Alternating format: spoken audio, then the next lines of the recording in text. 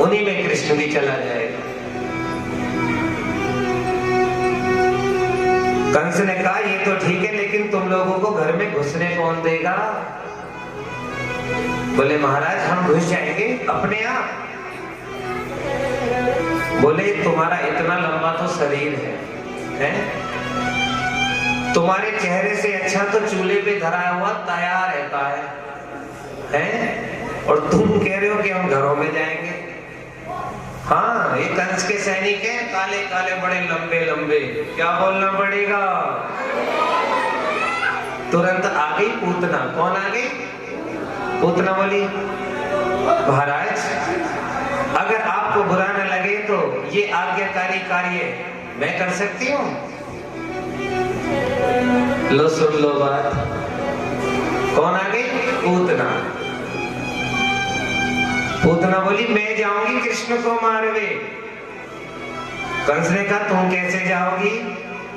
पूतना बोली मैंने एक निश्चय किया है, अपने दोनों स्तनों पर जहर लगाकर जाऊंगी और जहां लोग कृष्ण का जन्म महोत्सव मना रहे होंगे वहीं बस मैं पहुंचकर कृष्ण को गोद में लेकर जहर भरा स्तनपान करा के मार दूंगी।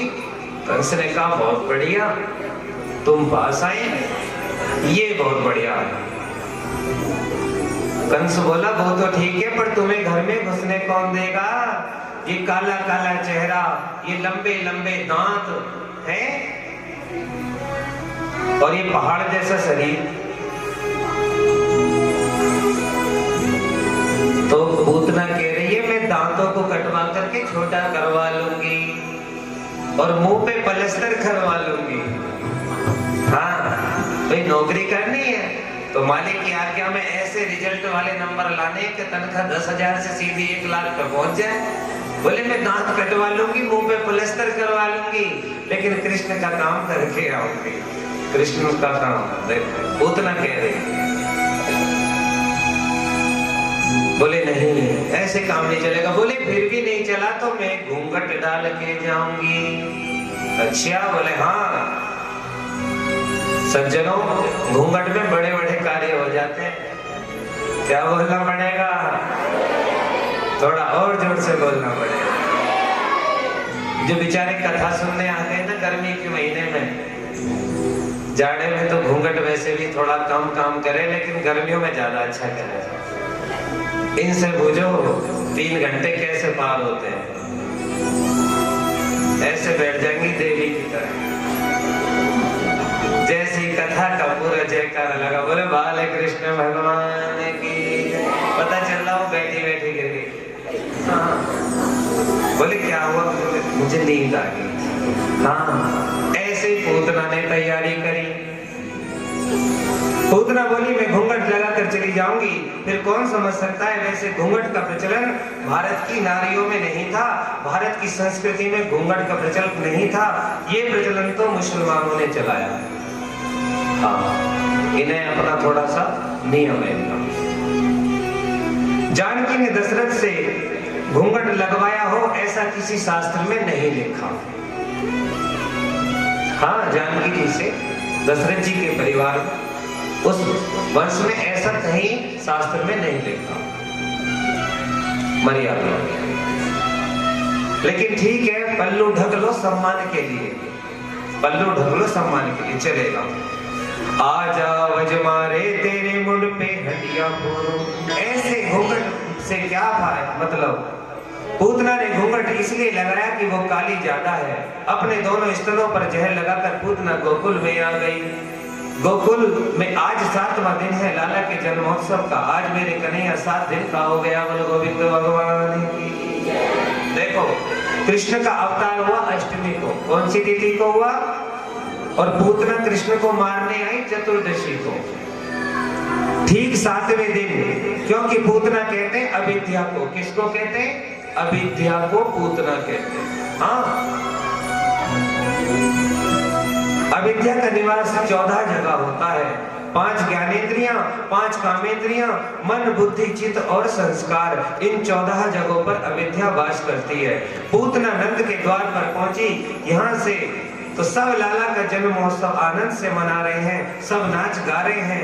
नंद की आनंद भयो जय कन्हैया लाल की, हाथी घोड़ा पाल की जय कन्हैया लाल की। इतनी सारी पब्लिक के बीच में पूतना चुपचाप निकली हुई जा रही है। धीरे धीरे धीरे धीरे पूतना पहुंच गई ठाकुर जी के पालने के पास। उसने इधर उधर को देखा तो कुछ नंदरानी की सखियों ने कहा कि नंदरानी ये कौन है? बोली होएगी कोई पड़ोसन। हाँ, निमंत्रण तो बहुत दूर दूर तक पहुंचवाए, आई होएगी कोई। बोले ठीक है, इतना बड़ा विकराल शरीर तो हम पहली बार देख रहे हैं, ऐसी कौन सी है? बोले कोई नहीं, चल रहे, सब गा रहे नाच रहे हैं। मेरे गोपाल के पास पूतना पहुंच गई। मैया यशोदा पल्ला के बगल में खड़ी और नंद अभी मथुरा से लौटे नहीं।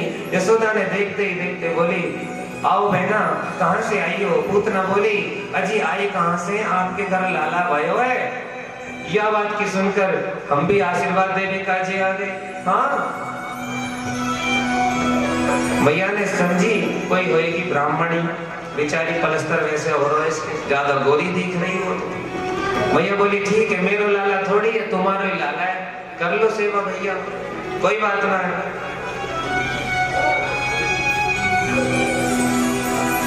और देखो, वैसे भी कोई अगर अतिथि घर पे आए तो सत्कार करना चाहिए, है ना? अतिथि देवो भव। मैया ने भी ये सोच के अतिथि रूप में उनका स्वागत करा। ठीक है जी, सब लोग नाचने गाने में लग रहे हैं। अब तक पूतना का घूंघट लगा था और कन्हैया के पालने के पास आते ही घूंघट को उठा लिया। जैसे घूंघट को उठाया, पूतना ने गोविंद को देखा। मेरे नन्हे से गोविंद ने आंखें बंद कर दी। क्या कर ली? आंखें बंद कर दी। परीक्षित ने प्रश्न किया, भगवान ने पूतना को देखकर अपनी आंखें क्यों बंद की? तो सुखदेव जी वर्णन करते हैं, राजन, भगवान ने आंखें बंद इसलिए की कि शायद प्रभु के मन में गिलानी हो गई। हाँ, कि मेरे 24 अवतारों में 2 ही अवतार श्रेष्ठ हैं। कितने? 2। कौन कौन से? एक राम अवतार और दूसरा कृष्ण अवतार। राम अवतार में जब मैंने जन्म लिया,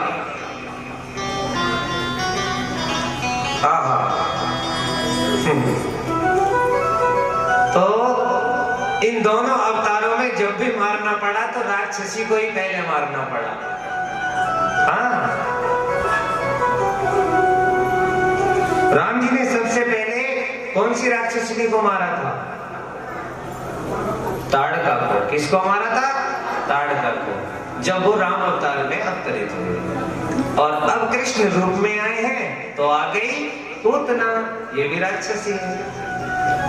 बोलो गोविंद भगवान की जय। इसलिए मेरे प्रभु के मन में गिलानी हो गई। कन्हैया ने आंखें बंद कर ली। पूतना ने गोविंद को उठाया, स्तनपान कराया। पूतना ठाकुर जी को स्तनपान करा रही है। ठाकुर जी सब समझ गए। ठाकुर जी ने कहा, आओ, जय हो, आओ, होएगा आपका स्वागत, आओ मौसी, आ जाओ। तो मेरे क्या बोलना पड़ेगा? जैसे पूतना ने गोविंद को स्तनपान कराने का प्रयास किया तो मेरे ठाकुर जी की कृपा ही अलग। धीरे धीरे स्तनपान कर रहे। ठाकुर जी ने जहर नहीं पिया, पहले स्तनपान ही किया। मौसी है, कोई बात नहीं। स्तनपान करने के बाद बच्चा जाएगा 2 मिनट, 4 मिनट, 5 मिनट, लेकिन ठाकुर जी एक बार लग गए तो आखिर पूतना को ही कहना पड़ा, अरे छोड़ो लाला, अरे छोड़ो लाला, अरे छोड़ो लाला। तो मैया ने, मेरे कन्हैया ने कही, मौसी, हमारा काम छोड़ने का नहीं है, पकड़ने का है। या तो हम किसी को पकड़ते नहीं और पकड़ लिया तो फिर छोड़ते नहीं। अब तो आपका उद्धार करके ही हटेंगे।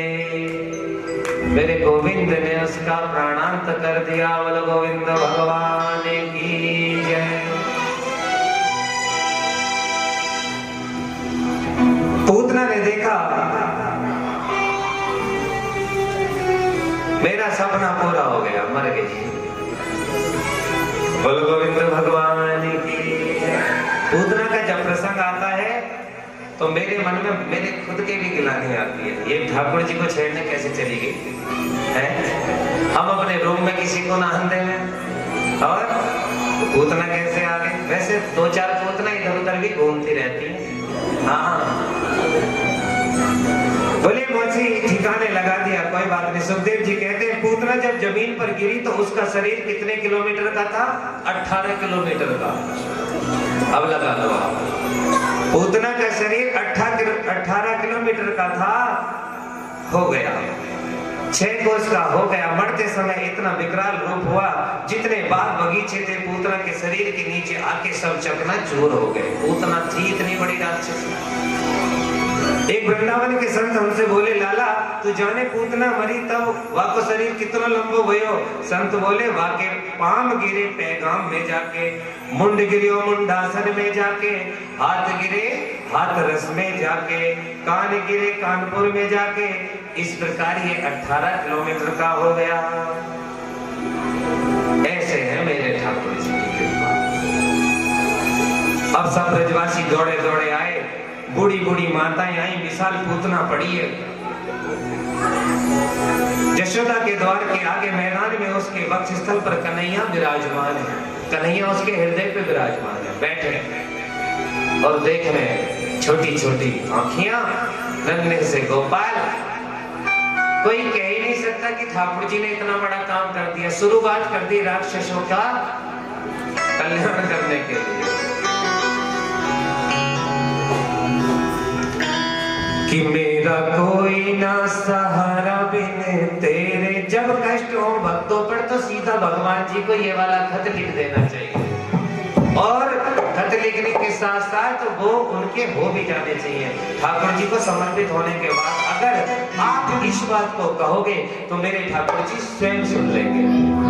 मेरा कोई ना, मेरा कोई ना, मेरा कोई ना सहारा बिन तेरे, श्याम सवरिया मेरे।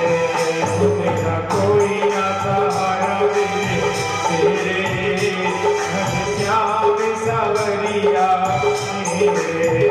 मेरा कोई ना सहारा बिन तेरे, श्याम सवरिया मेरे। मेरा कोई ना सहारा बिन तेरे, श्याम सवरिया मेरे।